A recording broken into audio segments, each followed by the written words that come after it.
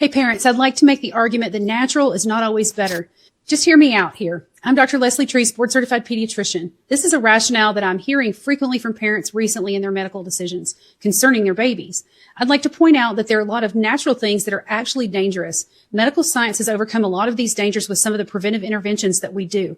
And somehow these medical interventions have been demonized in many people's minds. This demonization is potentially a fatal error.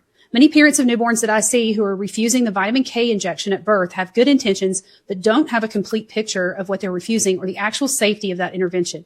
It is a simple and safe intervention that started in the early 1960s that prevents a severe and potentially deadly type of bleeding that can happen in young babies. There's a ton of medical misinformation circulating online right now, and I'd like to clear a few of those things up.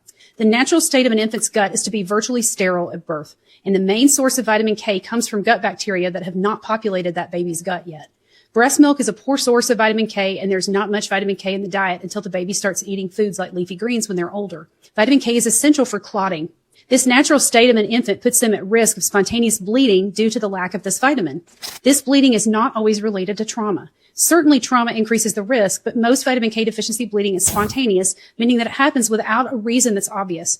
The risk of bleeding is 1 in 60 babies that are not treated with this injection, and this bleeding can be anywhere in the body and can be early onset or late onset, even when the baby is several weeks old. So you're not out of the woods when you leave the nursery with your baby without their shot of vitamin K.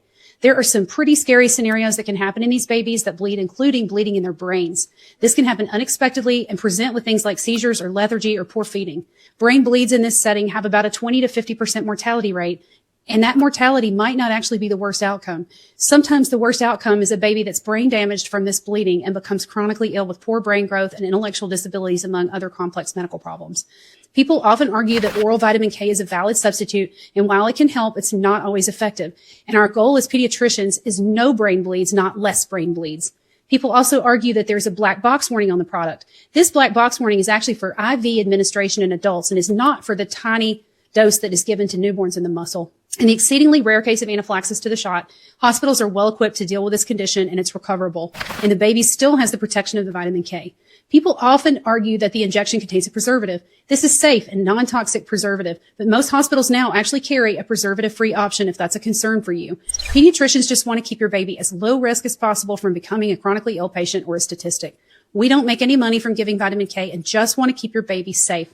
And this is one less thing for you to worry about as a parent, a concrete thing you can do to protect your baby. Please listen to your pediatrician when it comes to this. Your baby's life might well just depend on it. And please send this to someone that needs to hear it. Thank you.